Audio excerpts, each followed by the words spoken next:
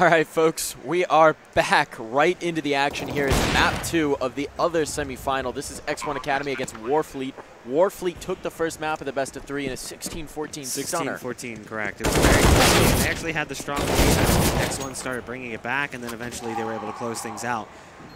And it looks like they're going to win the first buy round here on Overpass, which will be our second map in the series.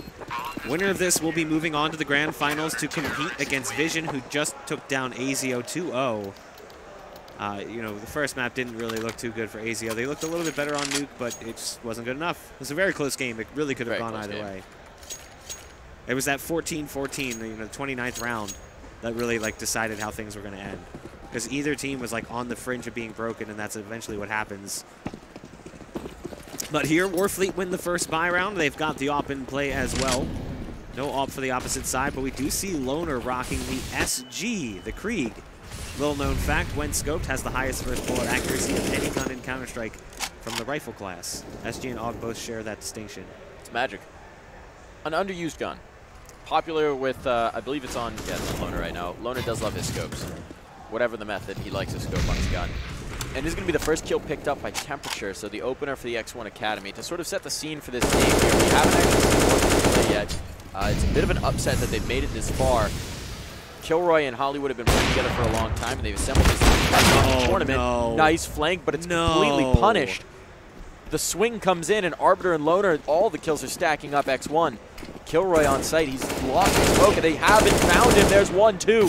Gets the third, and nearly the fourth. It's a 1v1 at this point. Kilroy has dragged back what was a catastrophic round. And now it all comes to Darley. Can he get it done? 1v1 with Temperature. There's the shot. They've taken it through. The flank was brilliant and catastrophic at the same time, but Kilroy loses himself in a smoke and steals away around. You know, I've watched their games over their shoulders a couple times during the event, and one thing I've noticed from the AWP presence for Warfleet, I feel like he gets a little bit ahead of himself sometimes, and he starts pulling his shots. He finds himself in a they're not looking at me position, and he panics. Like he starts moving too fast. He rushes the situation. I watched it happen on Cash yesterday. He was behind default box. There's a guy underneath blue, and it took him 4 shots to kill him. And then by that point, they're already rushing up ramp into the B site on Cash. So like, if he had just hit that first shot, then he can go to the opposite side of default box to the other. He could have lined up those 2 guys coming through Monster Canal. He wanted to hit the shot before they pushed through the smoke. And then as a result, Hollywood dies as well. He's right on the other side of the ramp. So that's a big swing. They've lost 2 players because of 1 missed off shot effectively. Right out of the monster tunnel and right into a punishing situation. Hollywood Duck will be picked up. But Kilroy, no heroics for him in this round. Will fall. Still 5 men alive, and at this point, it should be considered a save here for Warfleet. They're hemmed in, however. Braxton looking next to fall. It's just a moment. No survivors for the Warfleet. X1 roll with 4, pick up the 6th round, and they're back in the driver's seat here after the pistol. Good amount of trash talk coming out from both sides, too. These players are very familiar with each other. Yeah, in general, they've been pretty loud. Yeah. But it's one of the things that I think that people who don't necessarily play CS or go to LAN or anything like that that don't usually hear that, it's not personal. It never is. It stays in game. No one starts taking it out. The second you start taking it out is the second you become a dick. Like, it's not supposed to be about like what's going on with the person's life. It's all about the game. And these guys will, you know, hug afterwards because Hollywood's a big hugger regardless of what happens. Man's a hugger. He's a big hugger. They're a cuddly bunch there on the Warfleet, despite the name. Very cuddly bunch. Maybe that should be their name. Cuddly Bunch? The Cuddly Bunch? You would never expect a team named Cuddly Bunch to really pose much a threat, right? Deceptive. Yeah, it's next level strategies. It's working out for them. The Deagles, 5 Deags.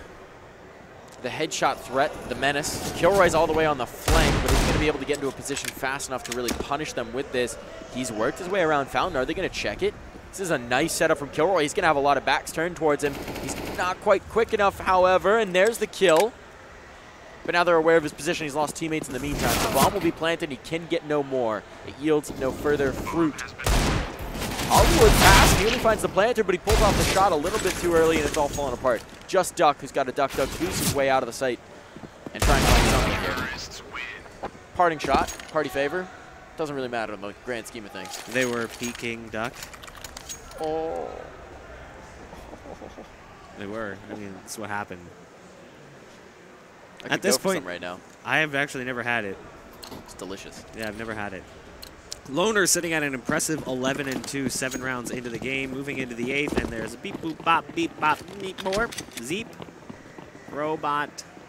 But we're back. It's just a 3-round lead for X1 Academy, but it should be another one coming their way as Warfleet opts to save here. They're going to have plenty of money moving into the next round, seeing as they sit around 3K, a little bit higher on some. But here's the push into the B site. It was a full A stack, so they had the bodies piled up over towards the bathrooms.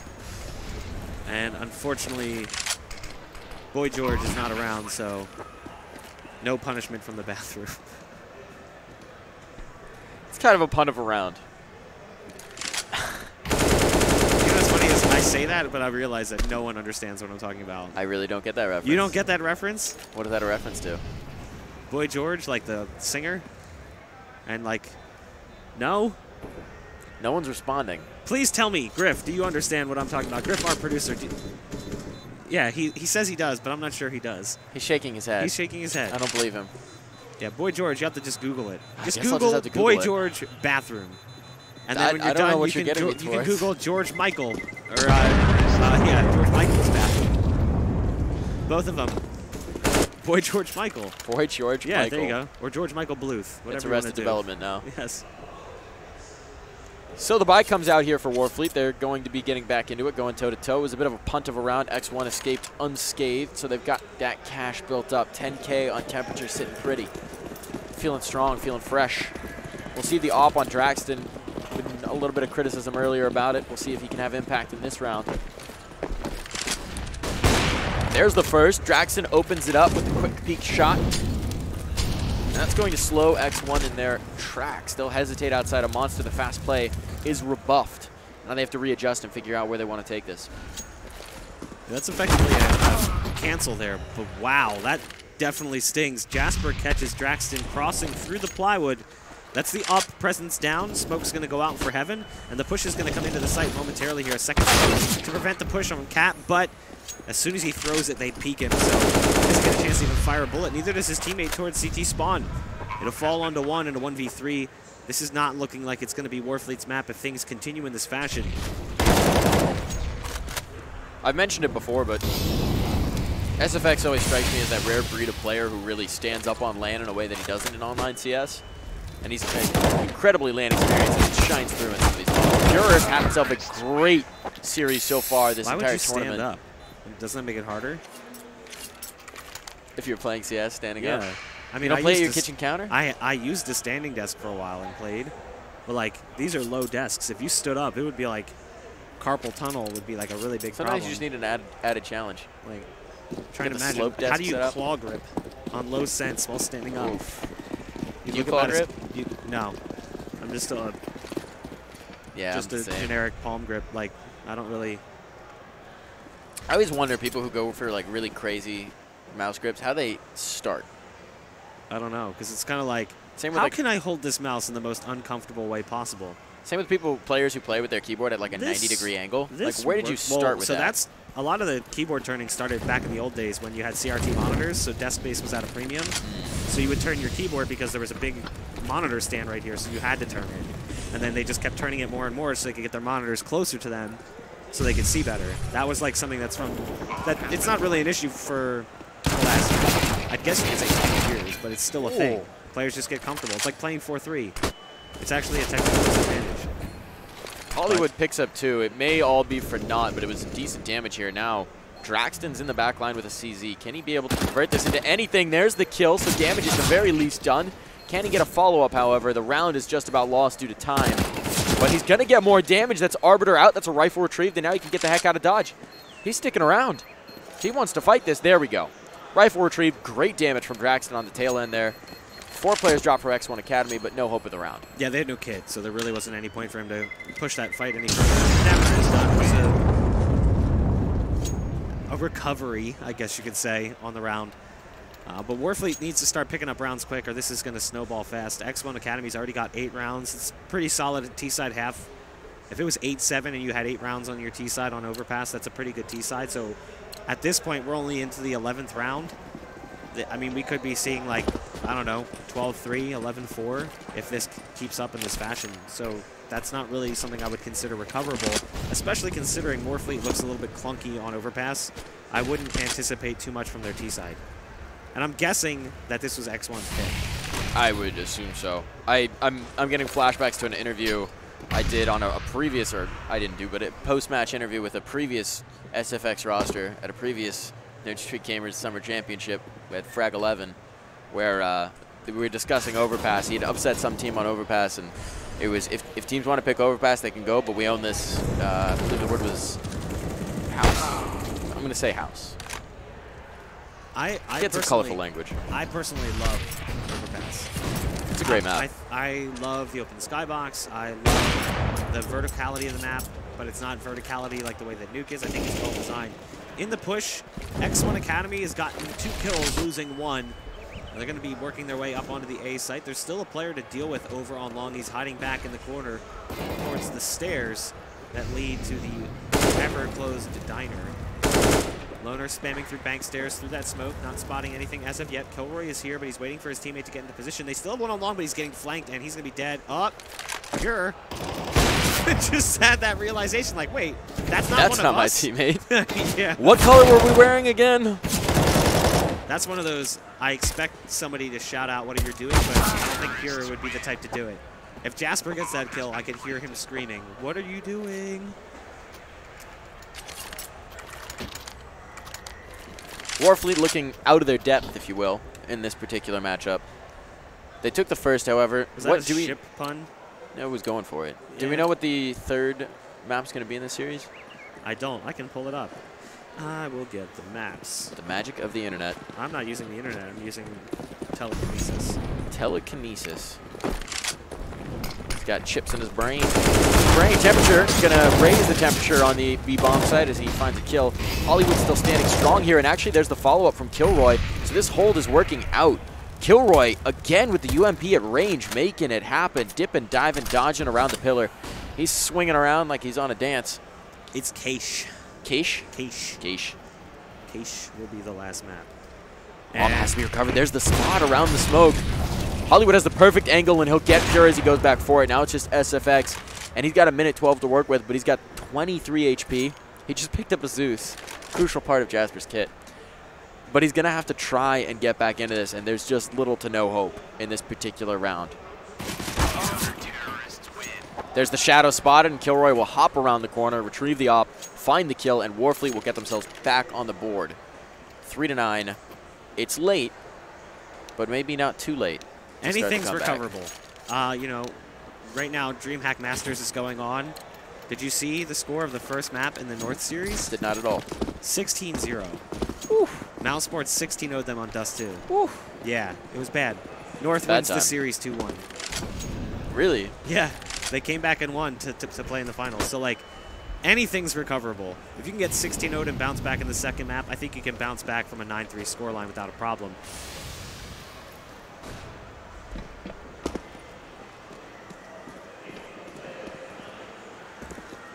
Now it's going to be a little exploration towards the bathrooms. Jasper getting curious in the tile floors, but he's looking the wrong way as Darley comes around the corner. Yellrad. Yellrad. Yellrad.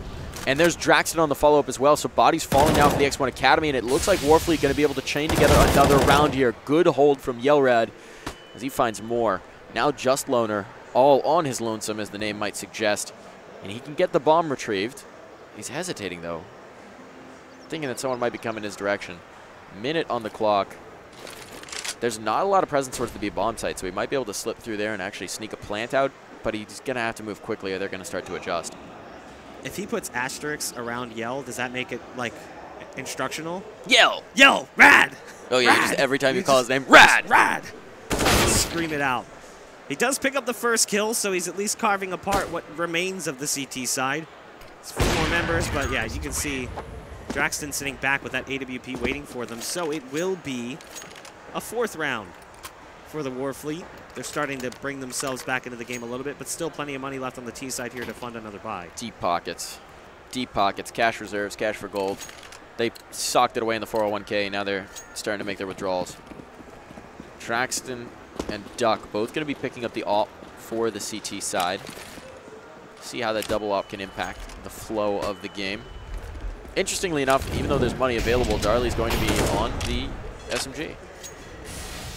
A little limited. They could have tossed over. It's not necessary. Cash for gold reminds me of something we need to talk about after the game. I feel like I could get in a lot of trouble for talking about it on air. Okay, we're going to talk about that after the game, so that's just a teaser for you folks. It's not anything bad. It's just like, it's questionable. But you'll never get to know, folks. This is why you should come out to LAN, so you can hear all the secret box stories that he doesn't tell on air. Yeah. I have some stories about Mike, man. Whew. The amount of nudity that he has just been comfortable with this whole weekend is just unbelievable. I ascribe to the finish technique. Just be naked at all times if available. He's actually naked right now. You guys just can't see him. The magic of cameras. From the waist up, I'm very presentable. From the waist down, you don't know. He's actually body painted green, and we had to throw his skin out with the T-shirt. It's going to be 4 players surviving for X1 Academy as Warfleet lose yet another round. Double digits given over to the T side, the CTs. Hoping to pick up one more to just get a 10-5 scoreline coming into the second half. It's an important distinction. You know, 11-4, you win pistol, you're still down 4 rounds if you win the rounds that follow. 10-5, you win it, you're down 2. So, I mean, you're like a bye round away from having a bye round, win that, 10-9 eco, win that tie score. Limited utility, no op to make it happen either. But Warfleet, they're trying to sail into safe harbor here in the last round of the half. They got their guns turned, and they're looking for it. That's okay, little nade. I'm surprised that didn't go a little deeper, do some damage. Ultimately, nade's fluky at times in this game we love called Counter-Strike. They're going to be rocking right around the corner. Darley is in a nice position. Yelrad poised around the corner, but they're just going to slide past him, completely avoid him like ships in the night. And he'll get caught from the flank as Pure pops out of the connector, and now it's all falling apart.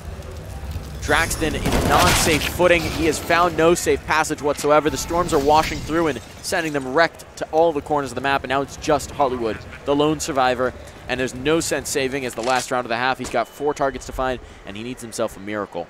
I've seen History of the World. Have I seen what? History of the World. Mel Gibson. Not Mel Gibson.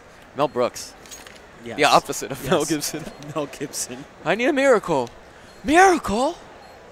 The horse rides up. Honestly, like, I don't remember. It's been a long time since I've seen that movie. At various points in history, they say, I need a miracle. And then a Roman chariot pulled by a horse named Miracle just pulls up, escorts them out, and they're safe. Okay, yeah. It's been a long time since I've seen that. I'm more partial to Young Frankenstein and Spaceballs when it comes to Mel Brooks movies. Blazing Saddles is kind of like, I like it, but I'm Blazing not like Saddles huge is on iconic. it. But like, Spaceballs for me is by far one of my favorite Mel Brooks movies. And then Robin Hood Men in Tights is another solid. Oh yeah, solid one. 11-4, not a strong first half at all for the Warfleet. The Flotilla now switching over to the T side as they get prepped for a comeback. We'll see if they're actually capable of delivering, as X1 Academy has just looked like the stronger team on this map. They look like they're more well-versed and well-prepared. Well prepared or not, they're going to weigh anchor here and head out into the first round of the second half. Some utility available to them on the other side. It's a bit more of a brawler buy. You've got the kit on SFX. He'll take the armor hit. And it's heavy presence towards the bathrooms. It's a boost up in the back of B site. But otherwise, everyone's lurking to set up this nice crossfire around bathrooms. I like the boost from Loner, and it's just hesitation from Warfleet. They're expecting aggression. They are expecting a push out from X1 Academy, and it's a question of who can blink first.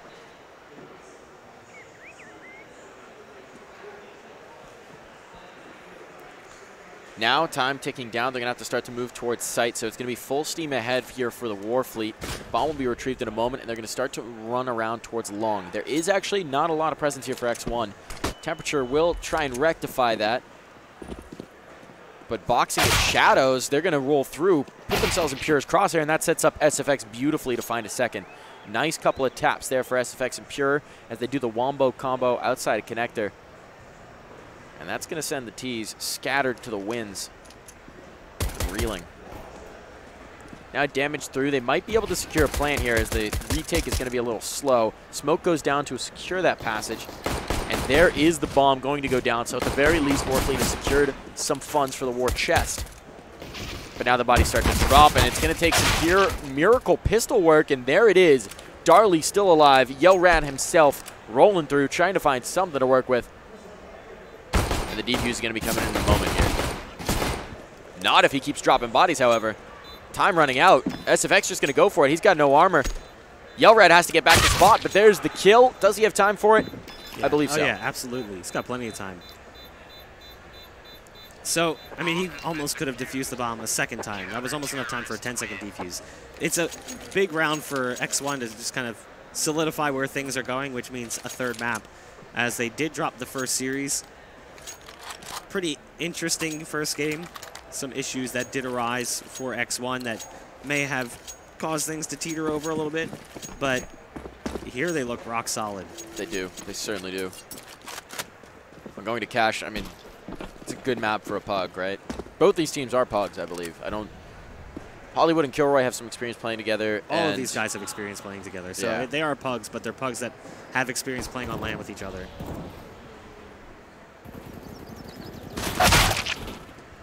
Nice pick from Arbiter, finds the first. He's dueling at range, however, with the UMP, and he's going to think better of it and go ahead and fade away. It's just Glocks to face off against. So Warfleet, they're looking a little mean. They'll find one. And then a second. And now it's just Duck. He's retrieved an MP7, but that's about all he's got to work with. He's going to peek right out into the crosshairs, find the fate of inevitability, and ride through. So X1 look poised to take map number 2 to take us through to Cache. Kish? Cache. Quiche. Cache. Like there's a Y in there. Cache. Cache. It's like C-A-Y-S-H. Cache. The Aussie Cache? Cache. Just one diggity. What, that's what they call, I'm pretty sure ladder room on train is diggity. Or it's E-box, one or the other, I don't remember. There's a lot of diggities. But you know, yeah, there's a diggity on almost every map, and there might be multiple diggities on certain maps. It's kind of like a troll call. Big diggity, little diggity. It is actually wild when you think about the fact that, like, the game has official callouts, but a lot of times we don't use them. We use whatever we're comfortable with. So, like, you have different callouts in Europe, in NA, and then in Australia and APAC region. Like, long A on Cobble is Matrix in Europe. I don't know why. That's what they call it. Matrix. They refer to ladder as Pop Dog, but Pop Dog to NA is inside, lower on the B site. So, like, I remember we had that discussion. Yeah, that one's, like, really, that's one of the most notorious ones. But there's some other ones that are really weird because of the fact that there isn't really any clear reason why it's called that way. Now, we are just waiting for the action to begin here as they are leaning over towards the B bomb site, as you can see from the radar. But not really much has happened. Just a little bit of damage exchanged early on. Duck had his feathers plucked, so he's down around 60. In exchange, Loners made company. That brought him down to 50. Now he'll be in pit. He'll be able to get the first one through the edge of the wood. He's trying to hide in the corner. He's buying time. He drops the bomb as well. Had an opportunity to go for one more, but there it is. The push through the smoke results in a 1-for-1, and it's going to be Pure alone in the 1v2. He gets that first kill. He starts spamming through. Does good damage to Hollywood. Now he's realizing, hey, you know, they don't have bomb down. I'm going to make the play here and start falling back a bit. Try and pull him at me. He's doing a great job of forcing this fight. Well played by Pure. Just plays through the smoke. Knows he has to go back to get the bomb. And that's a devastating blow if you're Warfleet. Things were looking good for a bit on the site. Pure really has been the star for this X1 roster throughout the tournament, and he's been playing very well as of late. Perhaps be seeing him back on some league rosters soon, and looks like there might be some bright things in Pure's future. Certainly will be bright if he can make the grand finals of this CSGO 10K Open, the Cougar Open. Book his ticket to Philadelphia if he wins that finals. In the meantime, it's going to be the take on towards the B bomb site. Very limited. Hollywood actually going to be sporting the Tech 9 of all things. And on high, it's Loner like an angel of death. He rains down fire and fury in the form of many, many M1 bullets. Now just Kilroy lost in the smoke with a CZ. He'll spot one. There's the second as well. Kilroy making something out of nothing. He's still got a lot further to go, and it will end there. Temperature ends his story, picks up the round, puts map point on the board for X1 Academy, and they are ready to go through to cash. Making something out of nothing is impossible. You can't create matter. Laws of thermodynamics. Come on now. I thought you were smarter than that. Laws of CS dynamics. Your rules don't apply here. I flaunt your logic.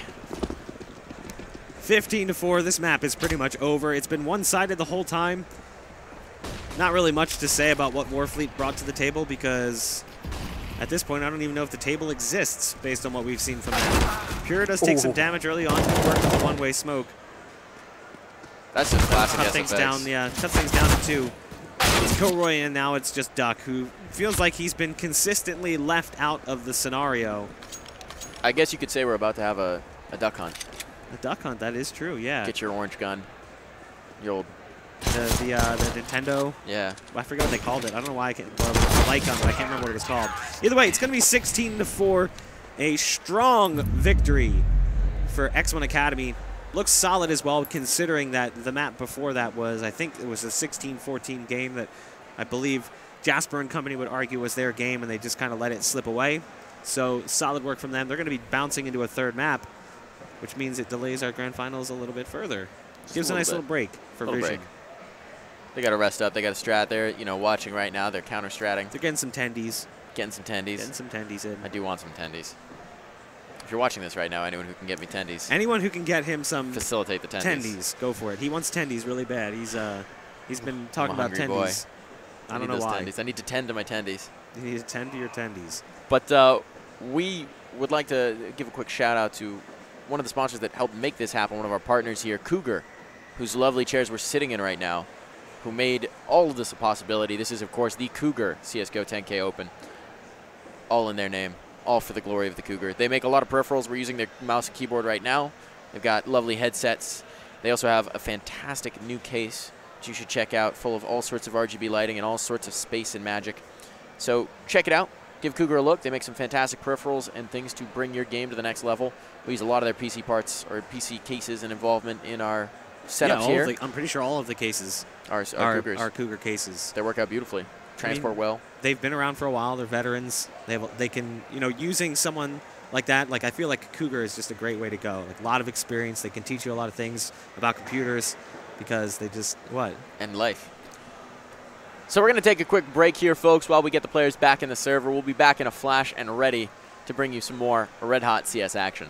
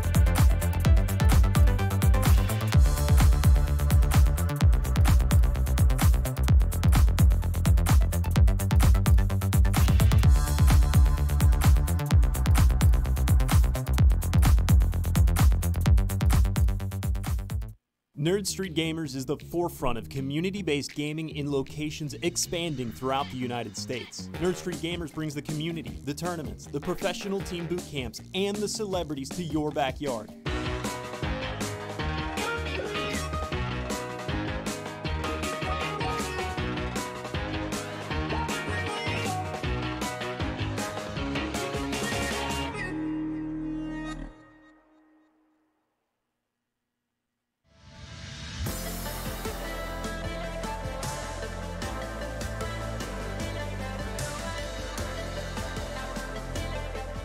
Plot. It's gonna have twists, turns, upsets, drama, heartbreak, anguish, triumph. I mean, what more could you want out of a movie, Goldie? Weekly dosage of Dota for all of you viewers. I am T Panda, and I'm joined by a new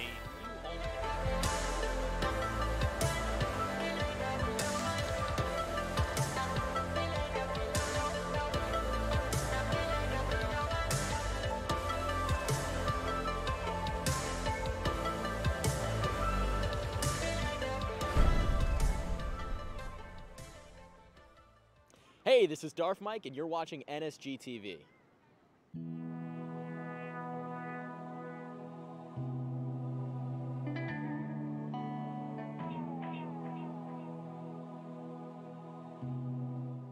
Okay, so my first step, that would probably be dropping school, actually, quitting both of my jobs full-time and just pursuing esports full-time for free.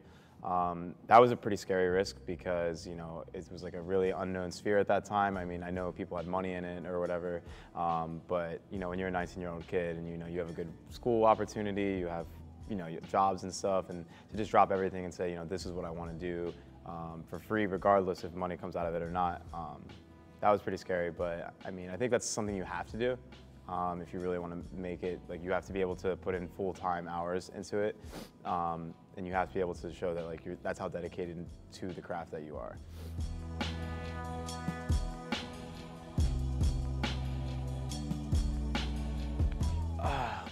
Oh man, an opportunity that I created. I mean, I feel like an opportunity that anybody could create for themselves is just their own brand in esports, whether that be through streaming or competing at a really high level consistently. That's something that just kind of comes down to, you know, besides, you know, competing or building my own team, how can I build my own brand? And that just expands opportunities for itself. Those kind of grow exponentially. When I signed with Complexity, they had a lot of partners, and that also, they're just a bigger brand. So that gave me a lot of opportunity to expand my own brand, you know, for the years to come. Whether that would just be like partnerships with other websites or, you know, other players, org owners, etc.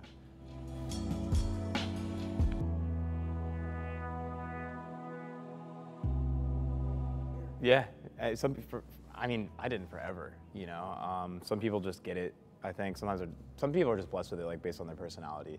Other people have to work really, really hard at it. Like they have to consistently do things at like the same time every single day. Not that I think he needs to do it, but look at like Tarek with like the daily reminder to, you know, wash your hair or whatever. 10,000 retweets, you know.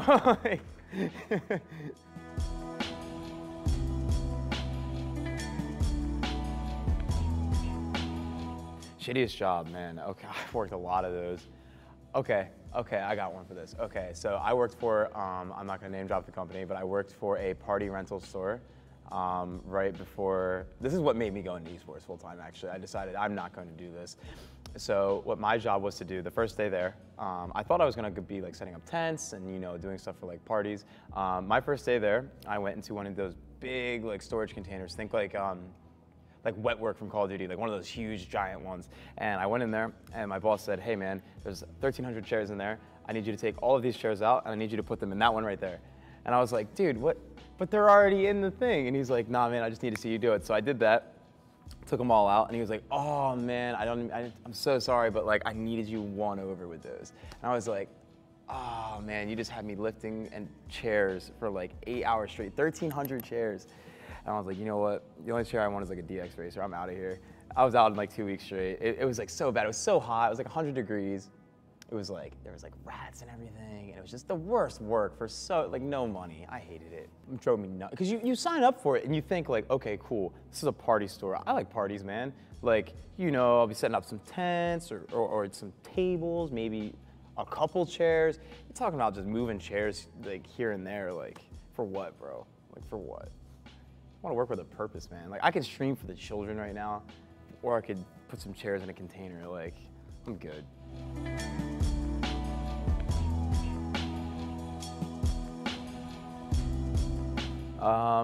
Inspirational words to get into esports. I mean, first off, you have to love it. If you don't love what you're doing and the people that you're doing it with, and you don't feel like you're all doing something together, it's not going to work. You can't half-ass this one. You have to be consistent, which is like something I struggled with, but you have to be consistent in everything that you do. And you can't be afraid to take risks because if you are, it's just not going to work out. Like, it's that simple. I know that sounds really bland, but if you just sit there and just consistently do the same thing every single day, no one wants to see that. That's pretty much it, though. It's not too hard.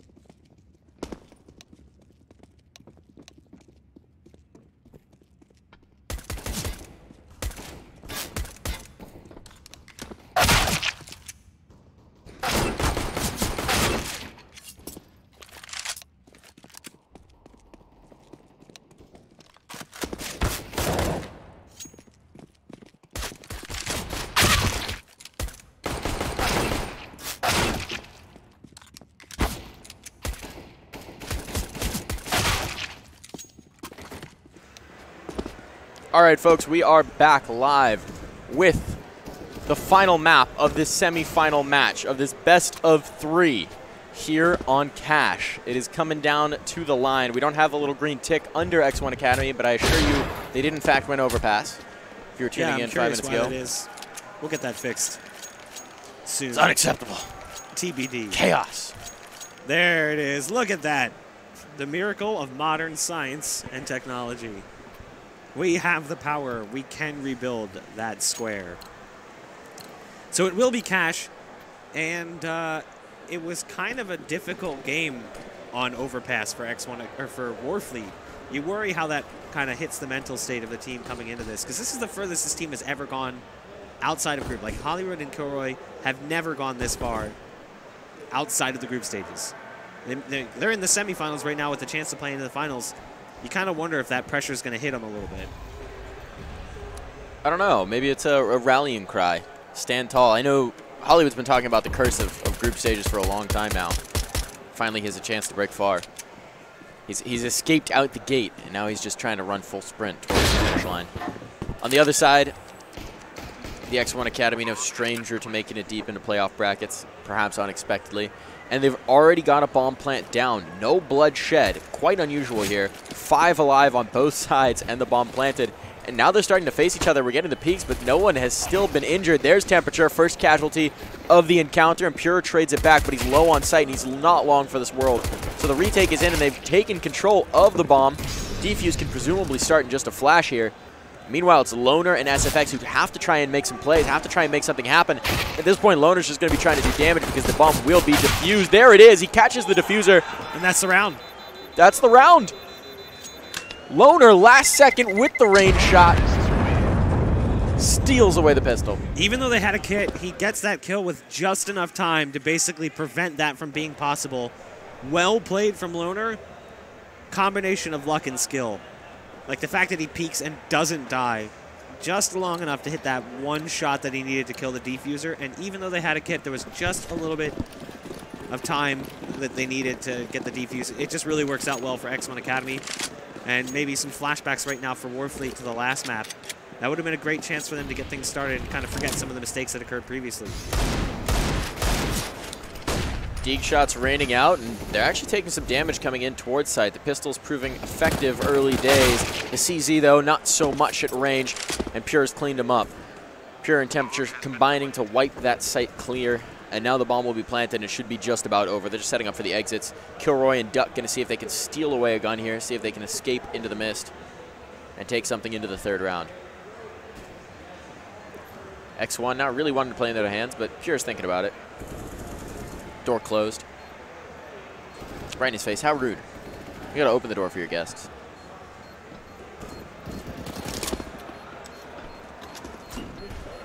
There's the open. Yeah, just flies into the site. We were waiting for it. He'll get one with the CZ. Immediately executed by Pure.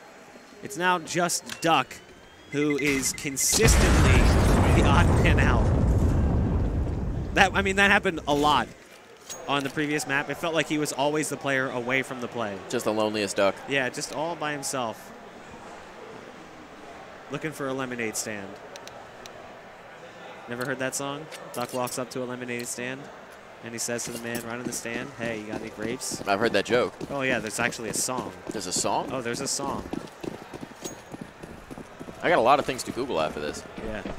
Then he waddled away. Waddle, waddle. Yeah, come on now. Maybe we should put that song on at the break. I feel like that's copyright free. No one owns that song. It's the Waddle Waddle Duck song. There we go. Give DJ Cutman a rest. It's going to be another pretty clean round here for X1. Temperature first point of contact, but he's got support. And Arbiter actually falls in Z. That's a gun retrieve. That's maybe a wrinkle they weren't expecting, but now the question is, can the gun get out? Can the gun stay safe? And the answer is a resounding no. Kilroy cleaned up. X1 on that nice 3-0. They've got some bank building up as well. Pure on 7,900 before he bought into this round. And now the buy comes out for Warfleet. They've been building the chest, and now it's time to put it to use. They're putting the chest to use? The war chest. So they built the chest? They built the chest. They filled the chest. And then they had to build a chest to put things inside of it so they could take them back out again? Exactly. I'm not sure I follow the logic of this here. Pretty sure that's the logic of like all of economy. You build the thing, you put the stuff in the thing, and then you got to take the thing out again. I think that's the logic of something else. You have a dirty mind, Mike. Well, that's not where I was going, but okay there. Well, okay then. See, that's just what you were thinking. You just didn't realize it. Okay. All right, Freud. All right, Sigmund. Yeah. Pure going to wipe any thoughts, dirty or otherwise, out of Hollywood's brain with a nice quick headshot of the AK. Jackson brings the kill back.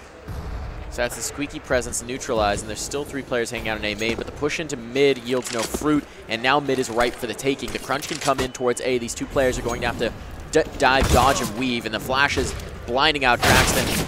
Darley is not going to have any more success. The bomb will be planted at this point. Duck, your favorite lonely duck, is going to be alone once more, trying to keep his wings unclipped.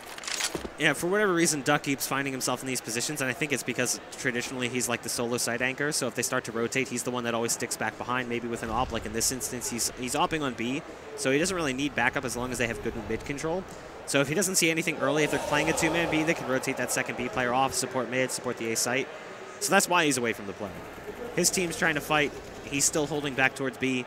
Maybe a little bit slow on the rotate, but at that point it doesn't even matter anyway, because it is going to be a 1 versus 4. The odds of him being able to do anything, even survive, slim.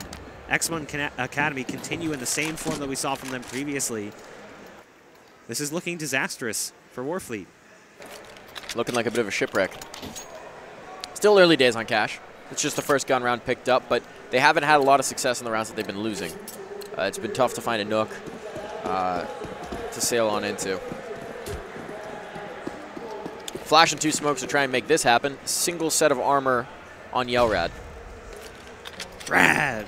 Rad! I feel like I can't yell right now. My voice is barely hanging on. A lot of talking over stuff this weekend. Kilroy and Duck. Duck, again, away from the play. Kilroy with the CZ75 inside the smoke. He's getting a little bit lost. Up! Spotted. So what's the deal at this point for Duck? I mean, he's just setting up for exits, but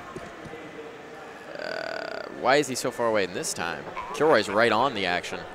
Duck's just flying on past, fluttering away, waddling. Oh, nice shot from Duck. He's a Can he peacock. follow it up? You gotta let him fly. Didn't we mentioned that movie yesterday? That was you with Topical. The other guys, Mark Wahlberg, Will Ferrell. It was me and Topical. You and Topical. Yeah, I'm a peacock, Captain. You gotta let me fly. Well, they're certainly going to need to fly Warfleet because this lead is starting to become further and further away. So if they take wing, maybe that'll help them out. See if Duck can get mixed up in the early round action.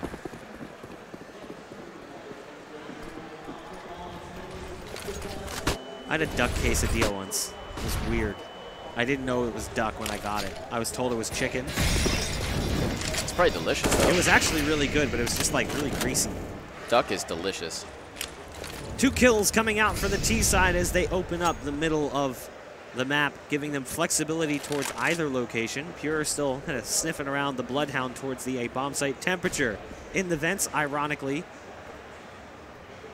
That's a HVAC joke. For all you climate control enthusiasts out there. Now it's going to be the B site that will be tested, but the bomb's rotating towards A. They've brought some focus, and SFX going to bring all the distraction. Rotates will come on. It's just going to be Darley to try and control, though at this point with only 2 players remaining, it's split defense anyway. And Hollywood is going to slide his way right into Jasper's crosshairs. Just a moment here. Nearly fluffed the spray, but ultimately will come out his way. 6 HP, clings to life, and you can't imagine that Darley's going to get out of this situation alive either. Playing around the forklift, it's just a matter of time before Loner picks up the last shot, and it's 6-0. X1 Academy breezing through this early half. Yeah, like the first quarter of the game right now is not looking good. We've got Yellrad, Rad. He's 0-6 right now. He's got a chance to go for the 007, 0-2-6 from Hollywood. 12 kills for the remaining 3 combined. So that's 2 FPR across the team. That's not exactly something that's going to sustain them. They need to start getting their foot in the door. And I mean, the money is going to be the hardest thing. If they win this next round and then follow with the loss, that money is going to just crush them. And into the site they go. Almost no problems getting in. Hollywood dead. as is Darley. But Draxton and Kilroy, ducks executed. Bunch of savages. So this time he won't be the last alive. He won't be the last alive, no. Ooh, nice shot from Kilroy, but there's nothing to follow it up. There's just no opportunities out on an island. So just going to be Draxton crouching behind a box, clutching his P250 close and holding it as a talisman against the dangers of the night. Or in this case, the bright day. What time is it? It is 1 p.m. Eastern Standard Time. When you're at these conventions, the only source of natural light, I can see the exit door pretty far away. Kind of lose track of time. Yeah, I can, at least today I can see the door and I can see it's bright out. It was cloudy yesterday because it's been kind of gloomy this weekend. First night it rained. Second night it also rained, It but rained, less yeah, rain. Less rain. It wasn't as bad. It was downpouring the first night when the Walmart caught on fire. It was a dark and stormy night, and I Walmart still was wish ablaze. I would still love to see like a press release that explains what happened so I can know because it's like bothering me. Like part of me wants to Gnawing go at in you. and like crouch down and like lick, put my finger on the floor and like lick it and be like, arson. Like I want to know what actually happened, but I don't know. True crime Brock files. Yes. I really just feel like someone like screwed up a cheese pita at Subway and like it just burned and then set on fire and then there was like a That was a grease lot fire. of smoke. Well, like It's a not small building. If you get a grease fire, and I like guess. it's, let's be real, it's a Subway. No offense to people who work at Subway, but I feel like most people would not be willing to risk their lives fighting a fire at Subway. They'd just run. Fun fact, Kilroy manages the Subway. I know he does, which is why I was careful not to insult Subway employees. Now, the truth is, like, if I work at a place like that, I'm not going to fight a fire. Yeah, I'll no, walk I'm away with from you. the fire and I'll call the fire department. It's a good My call. job is not that good. It's a good call. Also, quick shout out. Ooh, so close. Quick shout out here. I had a request earlier. Kilroy wants to give a shout out to his mama, who he knows is watching this right now. So, shout outs to Kilroy mom. Kilroy's mom is watching? Momroy? Momroy. Lomroy. There's a Look at player in this the play, back. second back. Yeah, I was just going to Duck. point that out. Woo! Duck with a nice second shot as well. A follow-up onto Arbiter. Switches positions, goes to the AK-47. He's going to find the angle. Might get two. But that op now. He's ready for it. That's now 3 kills on the round for Duck. But he's going to get taken down eventually by Pure's op. The second shot not where it needs to be. Pop flash going out. Might push past the smoke. There's one more in mid. It's going to be Loner, who's trying to fight his way in. He actually gets the molly kill, and this is turned back around. It will become a 1-on-2, Loner versus Draxton and Kilroy. But Loner is certainly capable of winning this one. Fun fact, Loner was actually on my MDL fantasy team. We had a little league with Balti Baby, and he had a lot of points in that fantasy league. Mad Fragger Loner. That Now was a it's fun little thing. It was. He's bringing it back. Awesome. That was fun. Kilroy going to win it out, so Loner ultimately not able to clutch this one over the line. Warfleet will finally get themselves a round, but it was possibly the worst way to win that round. 1 alive. Your money is haggard. It's 7-1. It's a Brazilian scoreline, and Oh, never forget. at this point, you're scraping the bottom of the barrel. There's so much cash on X1 Academy that they're just, I mean, they're streaming right back into it. They could have bought 5 ops and been fine. So we'll see what the Warfleet can possibly do here. If they can hold on for a second round, if they can bring another one through. One thing that was interesting about that round, and one thing we had been highlighting, Duck got involved. Duck got involved early, and he brought in a multi-kill. And off the back of that magnificent Duck play, what is happening? Kilroy somehow still alive, finds 2 before being traded out. They just turned his back. Communication perhaps not there, but Duck again with the multi-kill. And when he stands tall, it seems like this team can get it done. Loner now all alone. We called on him to do a 1v2 earlier. Now he's got a 1v3. Tougher task indeed. And he will not be able to get it as there is a double peek. Hollywood finds the frag. Warfleet finds their second, and keeping 3 alive this time, they find a little bit of space. They've inched the window open just a bit. Just a bit. Just a bit. It's cracked. Let's get the breeze through. A smidge. We'll see if it's enough for them to actually get themselves back into this game, because I'm slightly concerned that this is just going to just barrel on to a conclusion. After all the work they did to get to this point, and then just get bodied in the second and third maps, it would be a little bit disappointing. But at the same point in time, you can't take anything away from them. They made it to the top 4 of an event, when previously I think the best they did was 3rd in groups. So can't really fault him. In fact, Hollywood, I thought, had stopped playing Counter-Strike. He's retired about 4 times in the past 6 months. There you go. His Twitter's always an enjoyable time of I'm retiring from CS, and then I've joined a new team. I'm retiring from CS. I'm going to be IGLing Advanced this season. It's a whirlwind. It's a roller coaster, really. But it's glad for our sake, for the sake of competition, that he hasn't retired at this point, because this has been, as you were saying, a heck of a run.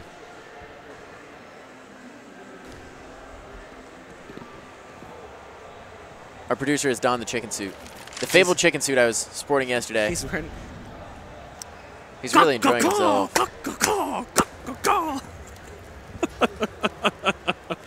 Somehow, with 40 seconds left on the clock, no one has drawn first blood. Finally, the hit's going to come in towards A, but such slow play from X1 Academy. And Arbiter's worked his way all into the back line, gives the information, Pure can follow it up, and it's all falling apart for Warfleet.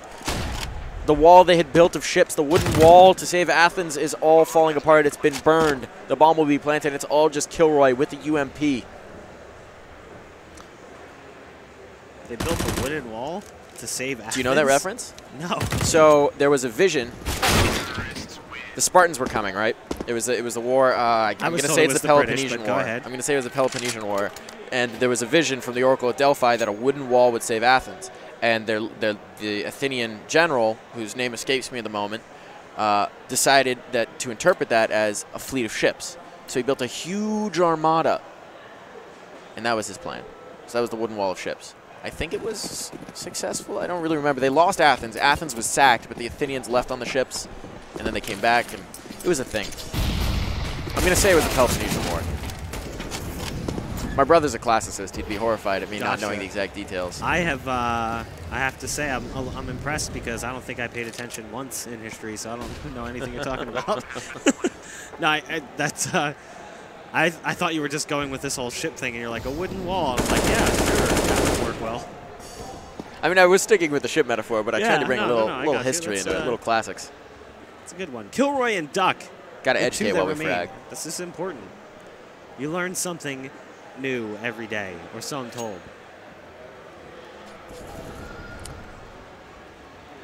Loner has 1,200, nearly 1,200. He'll certainly have it after this round. It's just X1 have built such a immense lead at this point, and Warfleet, they ring 2 rounds, but just can't follow it up at this point. They need to find pretty much everything here. Just with the way this game has been going, they need to win this next round and then win out the half. Yeah, they need to win out. Otherwise, they're in really bad position. You know, again, they'll be in kind of the similar spot that they were in on Overpass, where they just gave up too much. You can't surrender that many rounds to your opponent and then expect it to go well for you. So they're now down 7 rounds on the CT side. A 9-6 is actually a more standard scoreline on Cash. Like, I feel like that's kind of standard 9-6 swinging to either direction, like plus or minus 3. So it could be 9-6 T side, 9-6 CT side. So if they can manage to pull that off, that would be huge. But based on the play we've seen thus far, it just kind of looks like Warfleet has kind of exhausted themselves. The fleet has run out of fuel. Got to get some new fuel sources, some new nuclear. But this round, they're certainly chugging on ahead. They refilled the coal bunker. Coal, man. I wasn't sure what era of ship we were going for. I was going through here. all of them. Because you're like, oh, let's say like fuel. Well, I kind of thought they might be like sailboats at first, but now they're running on fuel. But let's go back and make sure they're running on coal. Like there's a boiler. It's like, did you ever play the RTS Empire Earth? No. Old school RTS, and you could go from Stone Age to future tech, and so you'd wind up in this weird situation where you'd have like sailing ships, triremes, right next to a battleship, or like Civ. Interesting. This round so far, the early damage goes against X1, and it's actually looking decent for Warfleet. I say that, but immediately as I say that, the numbers start to stack up. 1 HP for Arbiter. He clings to life. He's a stone's throw away from death's door. But there's only 1 defender on the B bomb site, and the hit seems like it's starting to hedge that direction. Losing the mid player, Temperature burns out Duck. And now it's a 2v2, and the B bomb site is completely clear. I'm kind of curious about how that molly kill. Yeah, I didn't see how it happened. But the smoke will go down for CT, and that will allow the T side to get in and get that bomb planted. SFX isn't really sure where he wants to play this one. He has to be careful because he's kind of just standing out in no man's land. And he's got a flank coming in as well as 1 heaven. He's going to die to the flank in a second. 3, 2, 1. There you go. So it's going to fall all onto Loner. 1v2. 2. He gets that first shot. It's a nice one as well, and now he can play back on the headshot angle, but they know he's here. Look at the way that Delray, oh my goodness. Darley had actually gotten himself over towards the pit, but it's still not enough. The round looked so good and so promising for X1, or for Warfleet for that matter, but yet again, just not enough. Ripped from their grasp. And now it's a desperate fight. It's a clawing battle in the mud to try and get to 5 rounds. You never want to be in this situation where 5 rounds seems like a blessing.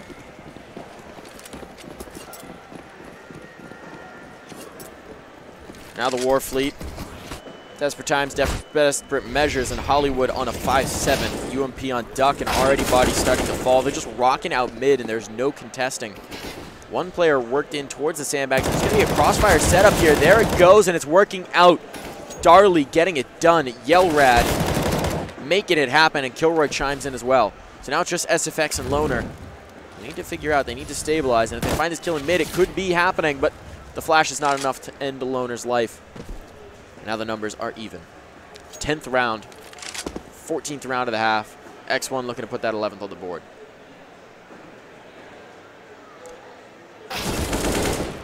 It's a nice peek, but there's the information. SFX still somehow clinging to life with 1 HP. The try-by will finally find him, but now it's Loner with the bomb planted, and between these two players, they've got a collective 20 HP. First bullet is basically going to win this. Rifle on rifle, 1 tap from death. Sudden death, one might say. Bomb's going to be planted on A, so at the very least the plant comes out, and Yellrad, realizing what's happened, he's been chasing a ghost this entire time, hasn't caught really the scent of Loner in a long time, but he's going to follow the tracks. He's going to put his nose to the trail. He's going to start to beat his little footies towards A. Oh, I love this play. I love this play, but you can kind of see, like, the thought was there for a moment. The molly goes down. I don't think it's going to be enough. Look at the play. Playing on the other side of the flames. It's actually really well played. Given the circumstances, he should have time for the defuse as well. It's nice, but it's a little bit late. Just picking up their 4th round now would have been a lot better if that had happened 5-6 rounds ago. You know you got to do when he clutches, right? Huh? You know you have to do when that particular player clutches, right? No. Rad. Rad! Rad. Gotta Like yell I said, rad. I can't yell anymore. There's Broke not much Bach. left. There's not much left. No There's fuel in not the much tank. left. Yeah, well, No fuel in the tank. I need like a Halls. Somebody give me a Ludens. Stat. Lozenges. Lozenges. Definitely. Package of lozenges. If we can't find lozenges, a Jolly Rancher might suffice. Ooh. I don't know. I feel like that's going to clam me up more. Who knows? What Warfleet doesn't know is how on earth they're going to be able to take this round. They've got 2 rifles to work with, 2 UMPs. It's desperation again, despite winning the last.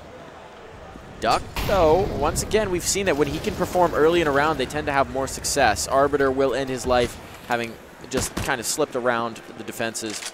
He'll take 2. Bomb will be planted in just a moment. It's a 4-on-3 retake, and there's very little utility on the Warfleet side to make this happen. At the very least, they can upgrade some of the guns. But it's going to be hard hours here. Pure actually kills himself. Did he just walk into his molly? Doesn't matter. Ultimately, X1 take it. I'm not quite sure how Pure killed himself there. Yeah, I didn't see that. I saw a nade come in. I thought the nade did it. I thought he naded himself. Like he banked it weird and it came back and hit him. I don't know. Either way, 11-4, strong half for X1 Academy. Just 5 more rounds is all they need to move into the grand finals to face off against Vision. It's good numbers. But X1. I mean, that half in general just felt super disconnected. Like you're starting to see that maybe Jasper's got a little bit deeper of a map pool on his side. Overpass looked good. Cash looks good. And the reality is the first game, I believe it was Mirage, it was close. Very close. And some could argue that it should have ended before it did. I mean, especially with these players, you've got maybe just a little more experience on the X1 Academy side. Loner in particular was playing in MDL just last season before that as well. Maybe just a different caliber at this point. SFX nearly qualified to the MDL this season. He was in relegation with his team, whatever it takes, and got deep enough that it was a legitimate thought. This is a good time to give a shout out to our boy N3rd. He just qualified to MDL. Congratulations, Jimmy. With big frames. Big frames making it to MDL. Looking forward to seeing what you guys can do. Speaking of big frames, Warfleet are going to need big moves here. They've got the man advantage, and there's the second as well. They need this pistol round. They desperately need it. Temperature has the information, and there's the first tap, but he's going to need to find more, and there's a lot of bodies looking his way. Ultimately, the dink and dunk is going to end it. Now it's just Loner, whose position is known and who's fighting a duel in Z, a duel that he will win. But the possibility of him somehow getting back out onto the site with 3 players staring his way and winning seems slim. There's the head peeking. I think you could actually see it, but didn't quite realize what was going on. Ultimately, Yellrad will find the kill. And Warfleet, they get the pistol. Now, if we can pull up the scoreboard here, we can take a look at just the round breakdown. So they did win the pistol in this half. I feel like they split pistols in the last map as well. Do you remember? I do not. I feel like they did split pistols. Because I believe they were up, and then we saw a pistol round. I honestly don't remember. But Warfleet do get a pistol round here, one they desperately needed to prevent this thing from just completely ending now. Nice shot from Duck. Sends Pure packing. Temperature, SFX, Arbiter, and Loner still left alive. SFX playing on this weird angle on top of that first pipe box inside the B site. The bomb still hasn't made a clear distinction of where it's going, but they're gathering up towards mid right now, so they've got a lot of flexibility. SMG is going to lead the way to try and farm a little bit of cash. Kilroy doing some art. Shooting the some holes in the windows. Is there a particular reason to do that, or just giggles? Just trying to break the glass on the side, right? Oh, right. I don't know if the MP7 actually goes through that, though, to be Not perfectly sure. honest. I'm not sure. Utility going to be deployed here, and they're just dueling it out. So far, it's turning up quite well. SFX with the tricky angle on site. They haven't figured out where he is yet. They're just getting tapped away. The silencer employed nicely, but he can't convert it into a kill. He's probably a little bit upset about that. He did good damage, but he just couldn't quite finish things off. It was harassment. It's like when a mosquito's just flying around. You can't see it, but you can hear it. Yeah, and you hear that little hum like in your ear, and then it eventually lands in your ear, and you're like, mother of God. Yep. Like this. We were trolling our producer yesterday. I forget why it started, but we both decided to just lightly hiss into our microphones so we could mess with him for a moment, make him think that there was some sort of ground loop problem on the audio feed. Here we've got the classic Jasper play. The Zeus. The Zeus. It's going to be sticking it. Warfleet, with their familiarity with these players, has to be aware that the Zeus is a possibility.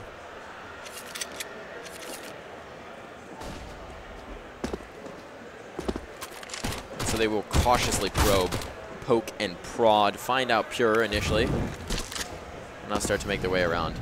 Utility being used nicely to just clear out all potential angles, make sure that there's no upsetting surprises waiting for them.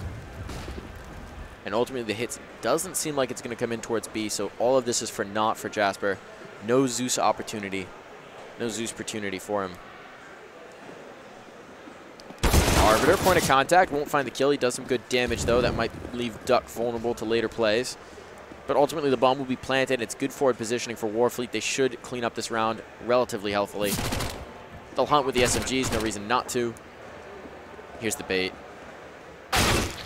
And the shot. Nicely played. And now SFX is going to set himself up with an exit kill with the Zeus.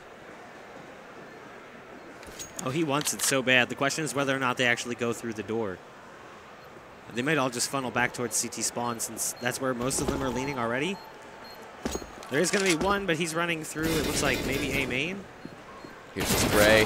Oh, goes for the open. He thought he was closer than he was. Ultimately, the bullet is quicker than the taser. What he was trying to do is I think he had already opened the door, so they knew he was there, so they would come towards him and try to fight him. I respect the move. Again, though, how much money do you get for a Zeus kill? 0. You get no money for a Zeus kill. But you get 100 style points. Yes, and you do potentially get a gun out of it, so I guess in some aspects it's a little bit of a wash. 11-7, they've still got the lead. And we're going to be moving into a pretty strong round for both sides. Guns on both sides of the board. It's the first buy round coming into this second half. AWP purchased for X1 Academy. It'll be SFX carrying that one. I'm not sure where he's decided to tow it. I would assume towards the B site somewhere. He does like to play B main with us up. There's the peek over the smoke. You're going to see some aggression from him later in this half, I'm sure. There's the initial frag, so the glass cannon already paying off. He's flash, he's blinded, but I don't think Kilroy is over-eager to take this peek, having lost his comrade right before his eyes. Oh, SFX gets hungry. He's going to go hunting. Especially with the glass cannon, this is dangerous. I don't know if he realizes that Kilroy's stuck around. He'll find a second, but here's the punish. It has to be there. And there's the double punish. Kilroy takes down 2. That leaves the B side open and vulnerable, and the plant will come in as a result. The rotation is here, but X1, they gave up a lead in just a little bit too much of an over-aggression. That was bad spacing. The 2 players who pushed into B main were just way too close to each other, so it would have never worked out. I mean, they were basically right next to each other. If that player in B main had peeked them with a gun anyway, they would have suffered a similar fate. They tried to run, they were right next to each other, they collided, trying to strafe up around the corner, the bullets start tagging them, slowing them down. Mistakes were made. Mistakes were made. I like the move, I like the thought. But realistically speaking, after he gets that first shot, his teammate with the rifle didn't need to necessarily run away the same path. He actually could have held his ground and waited for the push, because they never saw that second player, they only ever saw the op. 8-11, Warfleet making this certainly respectable. They've clawed back 4 at this point to start the half.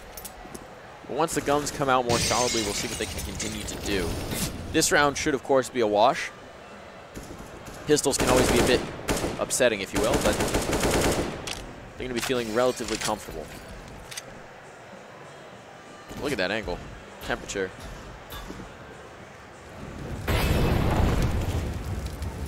Temperature really just, he's really just waiting for the push to come through as the flames boil beneath his feet. He's got one just to his right, it's Duck, but they're falling off of it. There's one sitting inside Garbage. That was Arbiter, and Arbiter's dead. There's the peaking temperature. First kill does go his way, can't quite get the second. Pure, SFX, and Loner, who's now changed his name to FAC. Can we, like, I guess that's his name, so. It's like the French player. There's a French player whose name is F-O-C-S. Yeah. Fox. But it's not really, it's like, I think it's pronounced, it's like Fuchs. Yeah, yeah. It's, didn't they make him change it for a tournament? I don't recall. Nice shot coming in from Loner there, right into the belly of Draxton. It'll be the 12th round, finally coming for X1. A little bit of a drought to start off this second half. But of course, it comes off the back of an eco. Yeah, look at that view into the B side too, through the window. That's pretty. I like that little smooth. We can watch the magic window replacement. Yeah, right? Just instantly windows reappear. Boop. Whose job is it to fix this place, and how annoyed are they that they have to do this consistently? You know the game Viscera cleanup detail? Yeah. You literally are janitors cleaning up after video game atrocities. They're quick. They work fast. They work fast. Nades into mid. There's no one there to find them, however. And now we've got a gun round. We haven't had one of these in a little while. So we'll see if Warfleet can hold up. They gave up the eco. But they have enough cash left behind here on cash to be able to stagger out a buy. Oh, I'm confusing them. It's actually, it's Fucks. F-U-K-S. And F-O-C-S is the NA player. That's correct. I totally like brain burped on that one, but yeah, it's Fucks. That's like, how do you say that name without saying that name? You know what I mean? You can't do it. Yeah, you just can't get away with it. X1 can't get away with trying to hold on to this bomb site. They're getting knocked left and right. It's Pure to try and make something happen from heaven, and he will actually find a kill on the player trying to cross to the plant. Now he's alone, however. It's a 1v2. He's found the first. They've isolated themselves. Kilroy got so aggressive, and Pure 9 HP, but he's still got the advantage of knowing that YellRad has to go for the bomb. This is going to bite vital time off the clock, but it's just going to be one bullet to do it, and that Molly will do it the justice. Oh, Pure, he hops over the flames. And it didn't actually spread far enough to actually hit him yet. So he manages to dodge the Molly, and now he can move back into the site, and you bet he's going to walk through this smoke. Does he catch him? That's the question. No. Another second sooner, and he probably would have caught Kilroy going for the plant, or YellRad. Yeah, YellRad, excuse me. Kilroy had the assist there. So when they said that if they asked him to change his name, would they say, like, no fucks allowed? Well, you know what they say, no fucks given. Yeah, we can't have no fucks. Like, it's not possible. 0 fucks. 0 fucks available. It's his name, guys. We're not cursing. I swear. We run a clean stream Yeah. here. A clean cast, 9-12. Warfleet, they're making this happen. I gotta say, I didn't really expect it. But they've got 5 rounds on their own T side. It's a 3-round throw towards X1 Academy. And X1 Academy are back on an eco. 3 Deegs available, a CZ, 1 flash. It's not looking pretty, and SFX is bought up as well. They've invested into this. This is kind of a semi-force buy. Pure hasn't got armor, and we good. Joseph, we good now. Oh, we good. So Fact he's not, is now he's we not good. Fact, he's we good. He's going to change his name every round. He's good now. I think one of the best trolls that's happened at LAN was someone at LAN bound a button to change someone's name to asshole. So every time they hit it, his name would change in console. It's a pretty good one. They've made their way onto the B site, but it's going to be a 2-on-3 body advantage for the CT side, and they're trying to get in to prevent the plant. Flying into the site with a P250 is going to be Arbiter, but there's Temperature with the CZ, and one more for Pure. Pistol's just too strong for X1. He's trying to get that gun, but he... There you go. There you go. Look Shoot at that, it into getting your creative. grasp. Even though there was a gun right in sight that he could have just gone and picked up, he wanted to put some style on it. Look, sometimes a challenge is just what you need in that moment. It's a puzzle. Got to think with gravity and physics. You know, I think it was Roka that got trolled by that too, and at the time Roka was on like a... I think he was playing for Echo Fox at the time, so he had requirements for his name to have sponsors in there. So every time he was playing, he'd like... It was like Mouse 3 was aliased to change name to asshole. That was like one of the good trolls. The other good one was we had someone bound Jasper's F key to kill in console. So if he ever inspected his weapon, he would die. It was after he said that, he was like basically said that it was dumb to inspect your weapon, and he never does it. So it's like he eventually did die. It's a pretty good troll. That's a fantastic troll. Just dot kill. So all 10 alive in the moment. It is round number 23 here on Cash, and it's a very haggard buy for Warfleet, but they're going to make it work. Draxton takes the first. It's a big scalp to find early on. Temperature out of the server. Presence is towards a main, but as of yet, they have not made their situation known. They haven't made the move. They're grouping up, so it's going to be happening in just a moment here, presumably. And the Warfleet going to come steaming out of harbor. Steaming? They're steamships now. They're steamships. They were coal, they were fuel, they were sailboats. Now As we're on long as it steamships. floats and moves. Is it a paddle boat? Paddle boat, yes. Swan boat. Yeah, it's like the Warfleet of swan boats. It's like a riverboat casino. I don't know if that's a Warfleet so much. It's going to be a trade on site. Pure doesn't get more than 1 for his efforts. MAC-10 will do enough, and then they can upgrade the MAC-10 immediately afterwards. It's just Loner and SFX to try and get back through. Now just Loner. He says we good, but maybe not in this round he is. Maybe we should change his name back to FAC. Yeah, potentially. He is going to be falling back. It will be the 10th round for Warfleet. Again, this is the 3rd and final map in the series, so the winner of this will be moving on to the grand finals to face off against Vision, who 2-0'd ASIO earlier, taking them down pretty easily in the first map, and then Nuke, the second map, was a lot closer, but it was still a disappointing loss for ASIO nonetheless. They are certainly the Goliath here. In however this match ends up, they will be the boss battle to overcome. The great challenge, the big bad, if you will, or the big good, depending on whose perspective you're coming from. Where did Vision place at Fragadelphia? They didn't do so well at Fragadelphia. They had a disappointing Fragadelphia loss. They lost to Accelerate. They lost to, I want to say, the United Pug, Onage. I honestly don't remember much because I was so busy like running around. I didn't actually watch much of the games. I didn't cast a single game at Fragadelphia for the first time in ages because I was fixing network issues and helping run the setup for Battalion and all this other stuff. You're a man of many talents, so you get roped into a lot of jobs. Swole Patrol won. They beat Onage.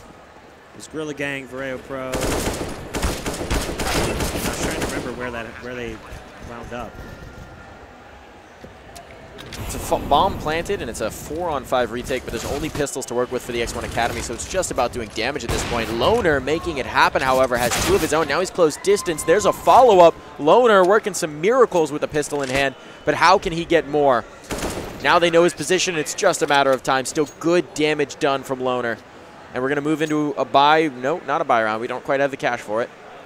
Another pistol armor save. And Warfleet, they're in a stone's throw of bringing this even. What do you think, Mark? OT? It's certainly possible at this point with the way that both teams are playing. It does kind of feel like Warfleet has found their second wind. And it's allowed them to kind of get themselves back into the game because they did look exhausted. They looked like they had just kind of run through everything they could possibly think of. They were down 11-4. Overpass was a mess. Cash was looking just as bad, but they found that confidence again. And X1 Academy has lost theirs. Now, it is just pistols here, so it should be a somewhat easy round for Warfleet to take, as it's down to a 5-on-3. But we've seen X1 carve out victories with pistols alone twice in this second half. In fact, isn't that the only rounds they've won? It was 11-4 right. and they've won 2 ecos. That's it. Yeah, I think they've only won ecos. So maybe they just need to keep the rifles out of their paws.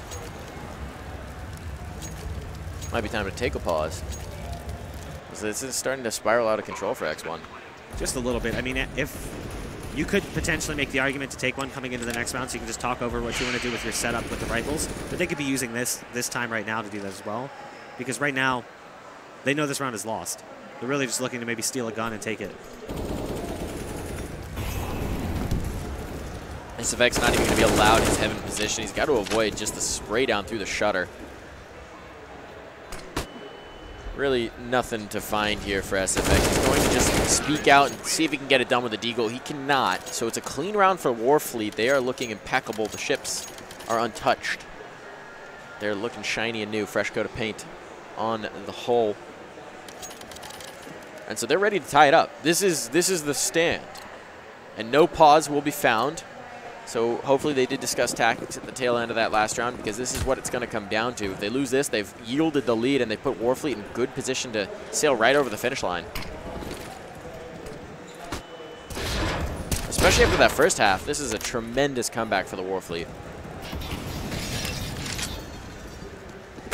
Early damage dusted up, but no kills to be found, no ships sunk, so to speak. Hollywood, though, has taken a serious broadside. Now the hit comes towards A. They're setting up for it. They've got the utility poised. They're waiting to see if there's going to be an aggro push. Got a player boosted up as well, I believe. That's Kilroy, I think. Maybe Draxton. Nope, Kilroy. And now the hit comes in. Boosted player will hop over. He finds himself a kill in mid. That's Loner, so now distraction is effective. The attention is focused on this mid presence, and they're going to actually snake out towards B as a result. Now, maybe this is a bit of a misread, because they did actually draw that rotation down highway. Could have exploded on the site, secured site, and then gotten to the post plant. But here they give X1 Academy a little bit of time to stabilize. There is only one B-site defender, but it's SFX with an AWP. And he's got his crosshair trained, and they're going to cross over. He misses the first shot, and that may be the last opportunity he gets. They're hot on his heels, and he's losing teammates in the meantime. Pure and SFX now the last alive. And they've got a flank coming in from Truck as well, so they've got no safe haven to yield back to. It's just SFX. He's got the AWP, and at this point, he just needs to save. There's no cash available, and Warfleet are going to bring it to a tied scoreline. From an 11-4 half to a tied ball game at 13-13. Jasper really needed to hit that first shot. You know, SFX is holding B main. He just pulls the shot a little bit into the wall, doesn't quite get it between in that slight crack that he had to aim through. He does get one as he's falling off, but at that point, they've already lost too much. It was down to a 4-on-2 or 5-on-2. They get that kill, and then his teammate dies as the flank comes in from Truck. And the round effectively fell apart. And it is going to be Warfleet tying things up in a game that seemed was long over. After the way that Overpass went and then the way that Cash started, I had kind of crossed them off. I thought, you know what, this is as far as they're going to get. And it was still good. Good run from them. Congratulations. But they had other plans. They weren't done yet. They certainly were not. Now they're ready for their ship to come home. There's the pause. There's the pause. Is it too little too late, though? You got an AWP to work with. This pause is to figure out, okay, do we force here or do we save? Do we force up around this AWP and try and make it happen and take the 14th round and keep them from pulling ahead? Or do we save here and get ready for the next? What's your call? If you're IGLing right now on the X1 side. Honestly, I force. Only because their force rounds have been their only successful rounds. So if you look at the round history of this second half, X1 pistol play has been probably their best play. So go for it. anchor Jasper towards B with that op, and go with pistols, push 2 people close on mid, and set the other 2 up in A, maybe boost 1 even, so that they're in positions where they can play, or put them on top of the door on the light. Just basically play like kind of gimmicky positions to get a few kills. And if your guys mid don't hear anything, maybe they can start pushing in. Your B player can just anchor and hold. I would force. I would at least pistol armor. Maybe not anything too much more than that. So I'm not thinking like, you know, SMGs or anything like that. Just pistol armor because it's worked so well for them before. And at this point, if we pull up the scoreboard, that's 4 rounds lost bonus. They're going to hit 5 rounds lost bonus after this anyway, so they're going to have plenty of money. It definitely 100% makes sense to force here. We'll see if they agree with you. Pause should be expiring in just a few moments here. They've already started spending money. So there's there pistol is. armor. Yep. Pistol armor, full investment. Toss the op over to Loner. So SFX not going to be picking up the big green gun. They're going to let Loner do it. He was, of course, the opper on what is now Accelerate, what was not Iceberg, Squirtle Squad, Will to Win. They went by a few names last season. You know, the truth is, too, there's no greater way to demoralize an opponent than to beat them at a break point with pistols. So, like, if X1 can win this round, that really gets inside the heads of Warfleet because they're, like, getting confident again. They're building up money. They're feeling good. Hollywood's on 12K, so they've been having really successful rounds. So if this round went the other way, that would be demoralizing. Even though they have money to buy back again, it still would be hard to just kind of, like, rebound from that. Honestly, I think part of it for Warfleet at this point is there's so much of a they didn't expect to be here mentality that everything on top of that is cherry. Right? I guess I can kind of see that, yeah. It's icing. So I'm not sure how demoralized they're going to get because at this point they're in map 3 of a best-of-3 semifinal match at a 10K tournament, and they're very well poised to take it over the line. So I've got to imagine the mood's pretty good in that team, in that squad.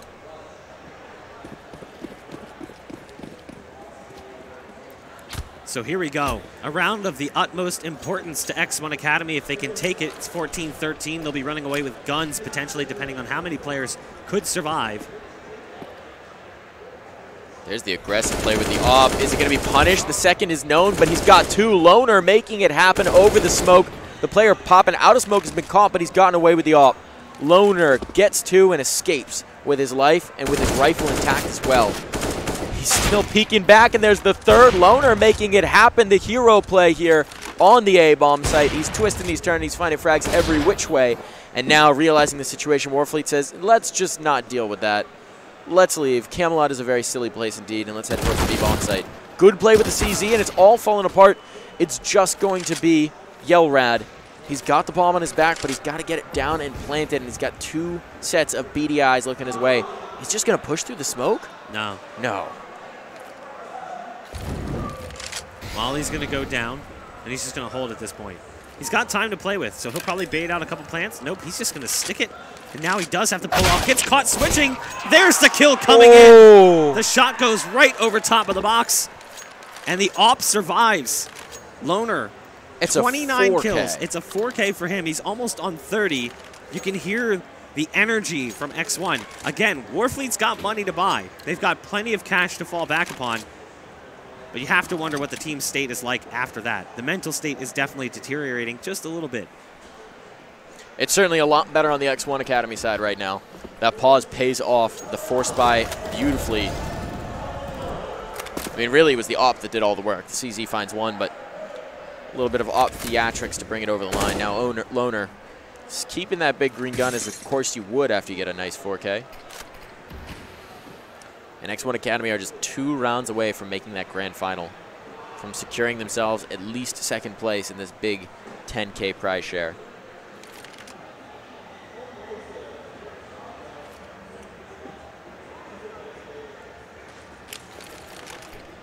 Smoke's flying over. Molly's in as well. Here comes the utility. Here comes the hit. It's going to be a massacre on site, but the counter flashes are good. Arbiter and Pure hold strong, and they are rebuffing this attack entirely.